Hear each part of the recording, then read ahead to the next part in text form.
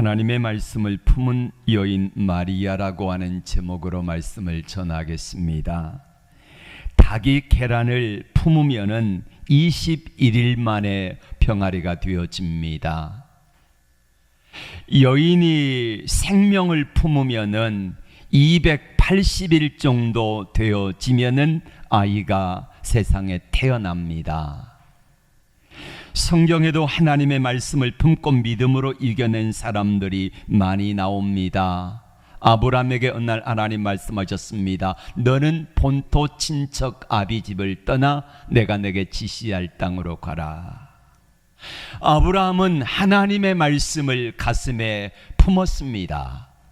그리고 그 말씀을 품고 그대로 실천하며 약속의 땅 가나안 땅을 향하여 갈 바를 알지 못하지만은, 다시 말하면 앞으로 무슨 일을 만날는지, 내가 뭘 먹고 어떻게 살아가야 될 것인지 알지 못하지만은 하나님의 약속의 말씀을 가슴속에 품고 그 말씀 붙들고 약속의 땅 가나안 땅으로 들어갔더니 우리 하나님께서 아브라함을 복의 근원되게 하신 것입니다.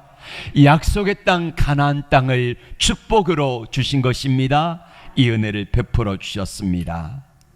정주영 씨는 꿈을 품고 집에 있는 아버지의 소 한 마리를 팔아가지고 무작정 상정했다 그러지요.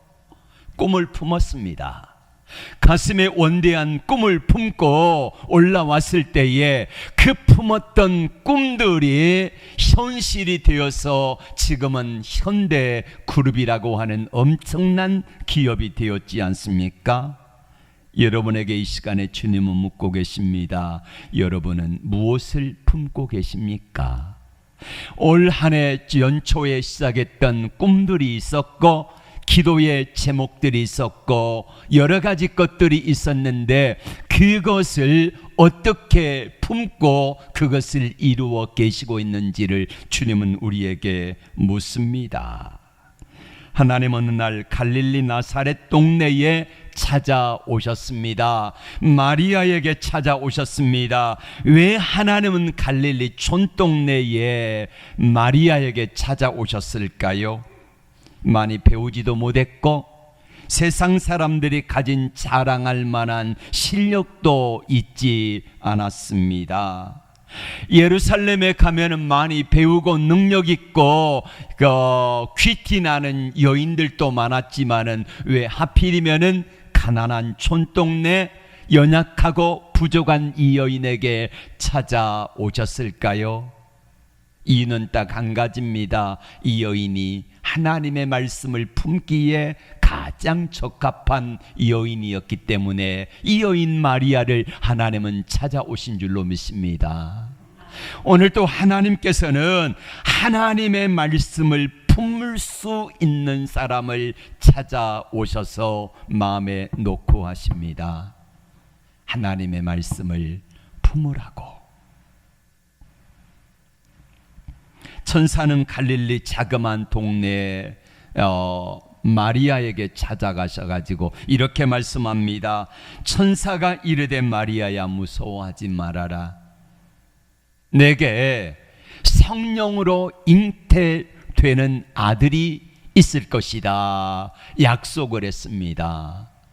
마리아가 무서워합니다. 깜짝 놀랍니다. 나는 사내를 알지 못하는데 어떻게 이런 일이 있겠습니까? 라고 묻습니다. 만약에 마리아가 하나님의 말씀을 가슴속에 품으면은 예스 하면은 아멘 하면 어떤 일들이 생깁니까? 마리아가 지금 한창 요셉과 약혼하고 신혼의 꿈을 꾸기 위하여서 계획하고 있는데 그 꿈들이 산산이 다 무너지는 것입니다. 그래서 마리아는 함부로 하나님의 말씀을 가슴속에 품을 수가 없습니다. 이 말씀을 품으면은 첫 번째로 오는 게 마리아에게 마리아가 어느 날 요셉에게 나타나 가지고 말합니다. 내가 임신을 했는데 하나님의 성령으로 잉태되었습니다. 그러면 여러분 같으면 믿으시겠습니까? 네. 우리 남자분들 한번 생각해 보세요. 나하고 약혼한 여인입니다. 그런데 나는 잠자리를 같이 하지 않았는데 이 여인이 임신했다는 거예요. 근데 더 황당한 것은 성령으로 잉태됐다는 거예요. 성령으로. 지금까지 이런 일이요, 한 번이나 있었으면 믿을 수 있지 않겠습니까? 여러분이 남자라면 어떤 남자가 이 여인을 신뢰할 수 있겠습니까? 불가능하지요. 마리아는 이것을 알고 있기 때문에 천사를 통해서 말씀하신 하나님의 음성을 품기가 어려워요. 만약에 품으면은, 하나님의 말씀을 그대로 품으면은, 아멘하면은, 순종하면은 요셉이 믿어주지 아니할 뿐만 아니라 가족들이 자기가 내쳐지면은 요셉이 파혼을 신청을 하면은 파혼이 되어지고, 자기의 그 임신한 사실이 알려지면은 사람들에게 돌에 맞아 죽을 수도 있어요. 그리고 자기 가족들의 얼굴에 먹칠하는 거 아니겠습니까? 네. 이런 상태가 되어지니까 도저히 하나님의 약속의 말씀을 품을 수가 없다는 거예요. 그런데 믿음이 뭡니까? 하나님의 말씀을 품는 것이 믿음입니다. 네. 하나님의 말씀이 들려올 때에 그 말씀을 아멘 하는 게 믿음이라는 말이에요. 네. 아멘 하는 거. 천사의 말을 품지 않으면은 상처는 받지 않겠지요. 요셉에게 변명하지 않아도 되고, 가족들에게 부끄러운 사람이 되지 않아도 됩니다. 돌에 맞아 죽을 걱정을 하지 않아도 됩니다. 그러나 하나님의 말씀을 품지 않으면은 그런 위험과 어려움은 없지만은, 앞으로 하나님이 마리아를 통해 주시는 축복, 예수님이 구세주가 자기 몸을 빌어서 오시는 축복의 통로가 되어지는 이 놀라운 복은 없겠지요. 자, 우리는 어떤 선택을 해야 할까? 마리아는 하나님의 말씀을 품지 아니하고 걱정 없이 살아가고 평범한 여인으로 살아갈 것인가, 아니면은 하나님의 약속의 말씀을 품고 힘들고 어렵지만은 약속의 말씀대로 하나님을 신뢰하며 하나님의 말씀을 품고 살아갈 것인가를 결정을 해야 했습니다. 세례 요한의 아버지 사가랴에게 천사 가브리엘이 나타났습니다. 예수님이 태어나신 것보다 6개월 전에 잉태된 사실을 알립니다. 사가랴는 제사장입니다. 아내 엘리사벳이 나이 많고 늙었습니다. 천사가 말을 할 때에 사가랴는 자기와 자기 아내를 볼 때에 도저히 임신할 수 있는 가능성이 없다고 생각하여서 천사가 말을 할 때에 믿지를 못합니다. 내 아내가 늙었고 나이도 많지만은 내게 내 아내가 1년 후에 아들을 낳을 것인데 그 이름을 요한이라 하라, 이름까지 알려주었습니다. 근데 여전히 사가랴는 하나님의 말씀이지만은, 천사가 나타나서 말씀하지만은, 제사장으로 섬겼지만은 하나님의 말씀을 잘 믿지를 못하겠는 거예요. 믿겨지지가 않아요. 그래서 믿지 못하니까 천사가 이렇게 말합니다. 누가복음 1장 20절의 말씀을 같이 읽겠습니다. 시작. 보라, 이 일이 되는 날까지 내가 말 못하는 자가 되어 능히 말을 못하리니 이는 내가 내 말을 믿지 아니함이오니와 때가 이르면 내 말이 이루어지리라 하더라. 여러분, 하나님의 약속의 말씀을 믿지 못하니까, 품지 못하니까, 그러니까 사가랴가 뭐가 돼요? 벙어리가 돼가지고 1년 동안 말을 못합니다. 그리고 아들이 태어났을 때에 이름을 요한이라 하라 하고 이야기하는 순간에 입이 활짝 열려지는 것입니다. 우리가 하나님의 말씀을 품지 못하고 살아갈 때에 사가랴처럼 하나님의 표적으로 벙어리가 되어지는 경우도 있더라 이 말입니다. 하나님이 우리에게 말씀을 하시고 하나님의 약속의 말씀을 우리가 품었으면은 그 말씀을 믿음으로 인내하고 그리하면은 놀라운 하나님의 열매가 맺혀질 터인데, 그 결과를 받아들이지 못하고 믿지 못하니까 중간에 사산이 될 수도 있더라 이것입니다. 마리아는 하나님의 말씀을 품었습니다. 주의 뜻대로 내게 이루어지이다. 하나님의 약속의 말씀을 품을 때에 하나님께서는 마리아의 삶에 개입하시기 시작하십니다. 그리고 이해되어지지 아니하는 문제들을 하나하나 풀어주시는데, 맨 먼저 마리아가 찾아간 곳은 엘리사벳을 찾아가는 일입니다. 엘리사벳은 마리아와 사촌지간입니다. 그래서 찾아갔습니다. 왜 찾아갑니까? 천사가 말합니다. 내 사촌 언니 마리아가 나이 많고 늙었는데 임신했다. 하나님의 말씀은 능치 못하심이 없는 줄 내가 보여줄게 하면서 찾아가 보라는 거예요. 그래서 마리아가 찾아갔더니 이때 어떤 역사가 나타납니까? 41절의 말씀 읽겠습니다. 시작.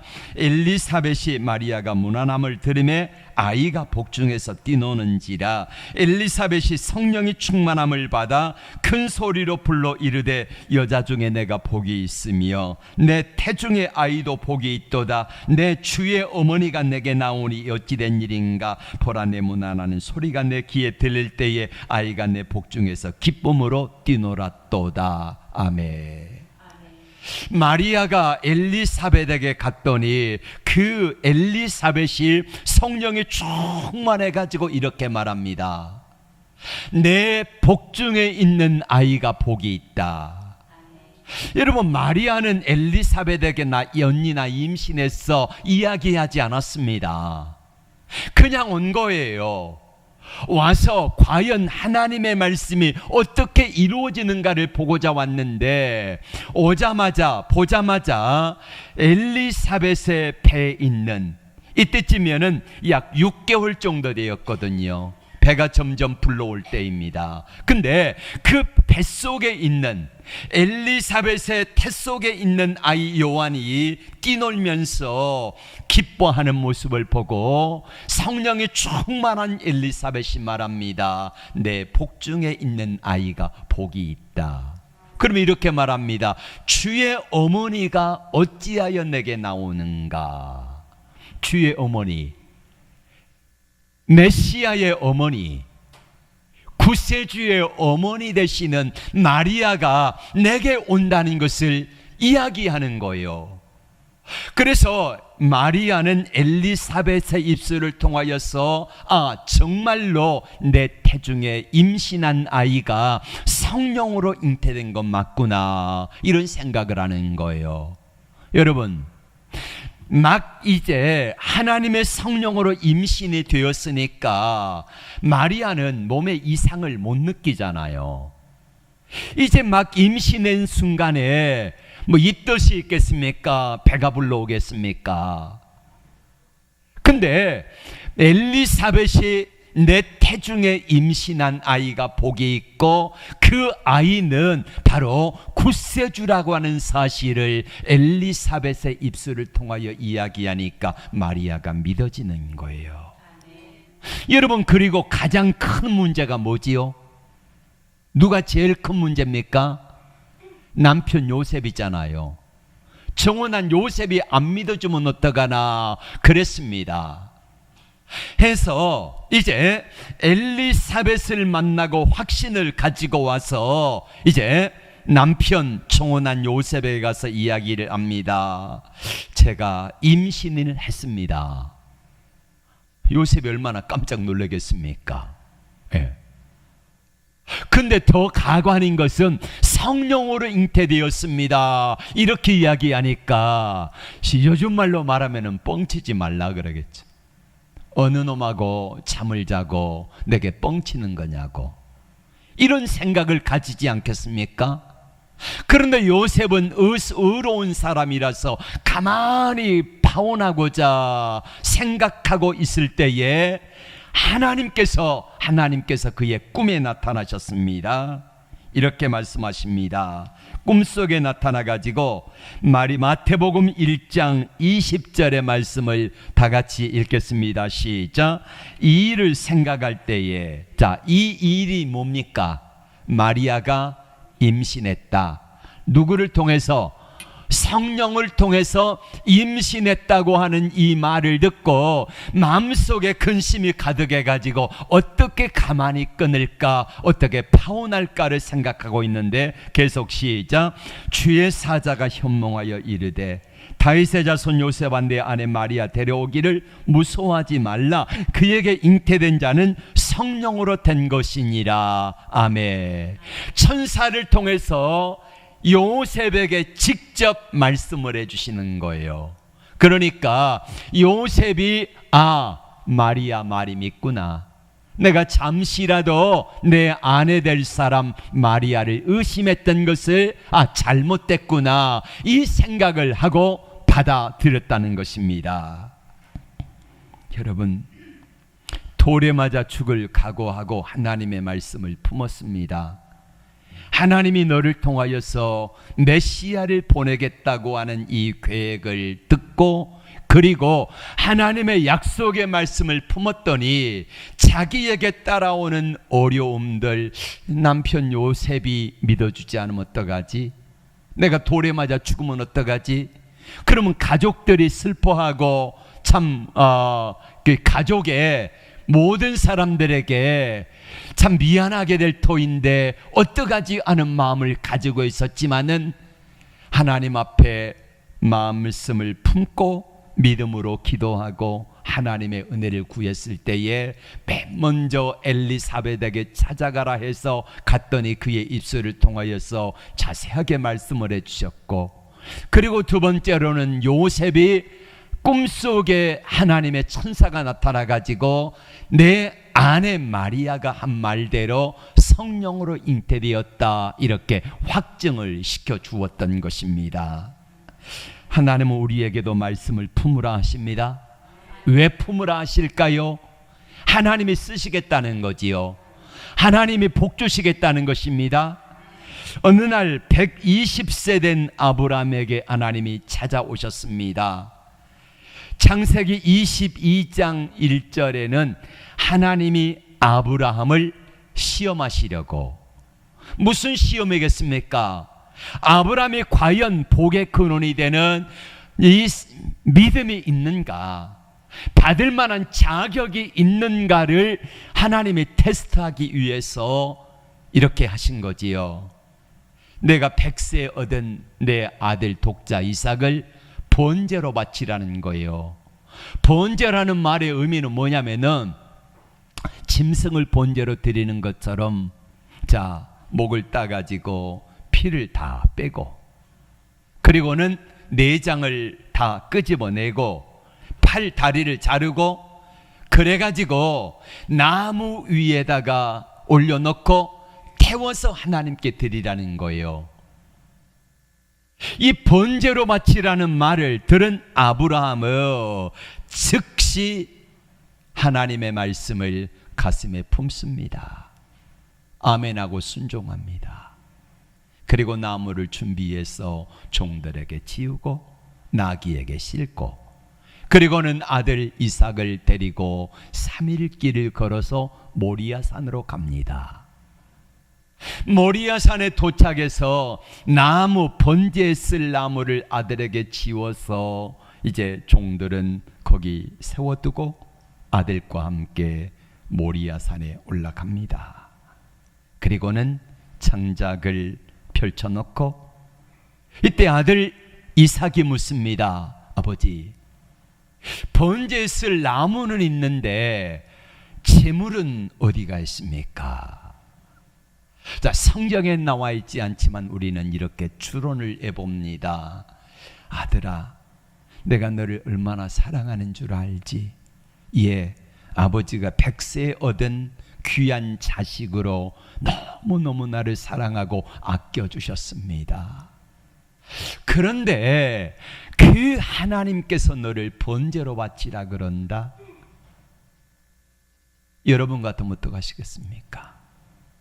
내가 이삭이라고 하면은, 아니 아버지, 이때 아브라함의 나이가 120세쯤 되어지니까 나이를 잡수시더니 망령이 나셨습니까? 이러지 않겠습니까? 그런데 아들 이삭이 아버지가 결박하는 대로 그대로 결박을 당해요. 그리고 나무 위에 올라갑니다.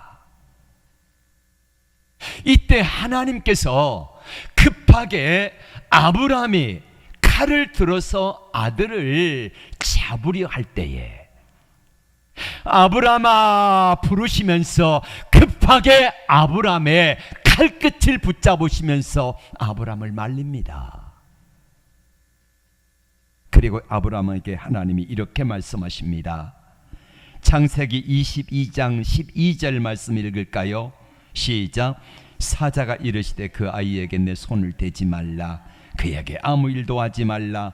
내가 네 아들 내 독자까지도 내게 아끼지 아니하였으니 내가 이제야 내가 하나님을 경외하는 줄을 아노라. 아멘. 이 말을 한마디로 말하면은, 아브라함아, 너는 내가 말하는 말을 어떤 어려움이 있어도 말을 품는구나, 이거예요. 내가 내게 말하는 모든 것들을 너는 어떤 어려운 상황 가운데서도 그 말씀을 품는구나. 그러면서 하나님이 인정하시니까 그 다음에 주시는 축복이 뭡니까? 17절 8절 시작. 내가 내게 큰 복을 주고 내 씨가 크게 번성하여 하늘의 별과 같고 바다의 가의 모래와 같게 하리니 내 씨가 그 대적의 성문을 차지하리라. 또 내 씨로 말미암아 천하 만민이 복을 받으리니 이는 내가 나의 말을 준행하였음이니라. 아멘. 내가 어떤 상황 가운데서도 내 말을 마음속에 품는 것을 보니까 이제야 내가 나를 더 사랑하는 줄 알겠다 하시면서 놀라운 축복을 허락하여 주신 것입니다. 믿음이 뭡니까? 하나님이 우리를 시험하실 때 때로는 나를 훈련하시며 나를 복주시기 위하여서, 나의 믿음을 세우기 위하여서 때로는 내게 불합리한 것과 같은 그 말씀을 주시면서 이 말씀을 품으라 하실 때에 아브라함처럼 내 독자 이삭을 바치라, 마리아처럼 돌에 맞아 죽을 수도 있지만은 성령으로 잉태되었다는 사실을 내 마음속에 품으라는 거예요. 그러면은 아들이 잉태될 것인데 이 아들이 예수 그리스도가 돼가지고 온 세상의 구원자가 될 것이라고 하는 약속의 말씀을 주었을 때에 그 말씀이 불합리하고 때로는 내게 해됨이 있고 내게 어려움이 있어도 그 말씀을 품을 때에 하나님께서는 놀라운 축복을 허락하여 주실 거라는 것입니다. 아브라함이 그 말씀을 품었을 때에 이 아들 죽을 것 같지만은 죽지 않게 하시고 마리아가 하나님의 약속의 말씀을 품었을 때에 돌 맞아 죽을 수도 있고 파혼당할 수도 있는 어려움이 있지만은 그렇게 되지 않도록 하나님이 막아주신 것처럼 하나님의 약속의 말씀을 믿음으로 품으면은 하나님은 반드시 우리에게 은혜를 베푸실 줄로 믿습니다. 말씀을 품으려면 반드시 대가를 지불해야 합니다. 여러분, 슈퍼마켓에서 우리가 먹는 과자 한 봉지, 빵 한 개, 이것도 우리가 대가를 치러야 되지 않습니까? 우리가 살아가는 모든 삶에는 다 대가가 지불되어야 합니다. 그 대가를 지불하지 아니하면은 결단코 빵 한 봉지의 행복, 과자 한 봉지의 행복을 누릴 수가 없는 것처럼 마찬가지로 우리가 하나님의 약속을 품을 때에 그 약속의 말씀이 이루어지기 위해서는 반드시 대가를 지불해야 될 줄로 믿습니다. 지불하지 아니하고 가져오는 것은요, 도둑입니다. 내가 대가를 지불하지 아니하고 얻으려고 하는 사람을 불안당이라 그러죠. 땀 흘리지 아니하고 무엇인가를 얻으려고 하는 사람. 그런데 우리는 너무 주님 앞에 값싼 은혜들을 구하고 있지는 않습니까? 우리 주님은 내가 자녀이니까 알아서 다 해주시겠지. 아닙니다. 구원은 알아서 해주십니다. 구원은 공짜입니다. 그래서 값없는 은혜입니다. 그러나 구원받은 이후의 삶은 우리가 힘쓰고 애써야 믿음이 자라는 거예요. 아무리 많은 음식이 있고 아무리 좋은 것이 있어도요, 내가 떠먹지 아니하면 내 배부르지 아니하고 먹지 아니하면은 우리가 잘할 수 없는 것처럼 우리의 믿음도 마찬가지라는 것입니다. 말씀을 품다가 믿지 않으면 마치 유산하는 것과 같습니다. 병아리는 어미닭이 유정란을 21일 동안 품으면 태어납니다. 그런데 어미닭이 힘들어 그러다가 18일쯤 있다가 품는 것을 그만두면 어떻게 되겠습니까? 이 알은요, 그 속에 생명이 점점 자라다가 속에 썩어버립니다. 죽어버려요. 우리는 하나님의 약속의 말씀들이 수없이 주어졌고 그 약속의 말씀을 붙들고 기도하며 하루하루를 살아가다가 힘드니까, 어려우니까, 환경에 눌려서 하나님의 약속의 말씀을 품던 것들을 이제는 놓아버리면은 18일쯤 되어진 그 병아리가 며칠만 더 품면은 나올 터인데 나오지 못하고 그 속에서 썩어버려요. 썩으면 어떻게 됩니까? 얼마나 냄새가 많이 나겠습니까? 사랑하는 성도 여러분, 하나님의 신실하심을 믿으십니까? 한 해 동안 여러분은 하나님의 신실하심을 믿고 무엇을 품고 살아오셨습니까? 여러분이 품었던 것들은 어떤 열매를 맺고 있습니까? 여러분의 믿음의 삶의 여정 속에서 세상 속에서는 무엇인가를 이뤘다고 생각할 수도 있겠습니다마는 하나님 앞에 한번 내 자신을 되돌아보십시오. 내가 믿음으로 품었던 거 어떤 열매를 맺고 있는지, 내가 믿음으로 품었다가 지금 어떤 모습으로 살아가고 있는지. 누가복음 8장 15절에서는 좋은 땅을 이렇게 말씀합니다. 좋은 땅에 뿌렸다는 것은 착하고 좋은 마음으로 말씀을 받고 그 말씀을 듣고 지키어 인내로 결실하는 자니라. 그렇습니다. 하나님의 약속의 말씀이 주어져서 내 마음속에 품었으면 그 말씀을 듣고 내 마음속에 그거를 간직하고 지키어 인내로 결실한다 말씀합니다. 인내로 결실한다. 여러분, 이제 올 한 해가 며칠 남지 않았습니다.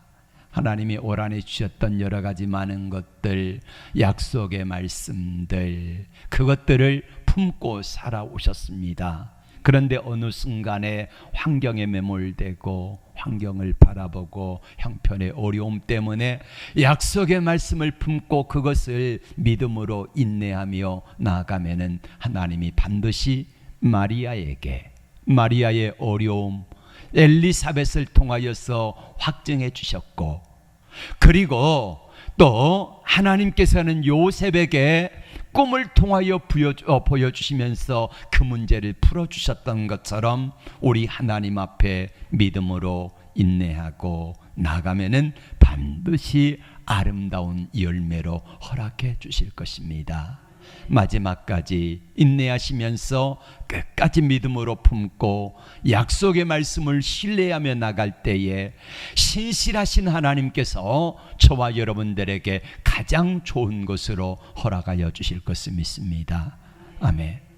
네, 기도합니다. 약속의 말씀대로 이루어진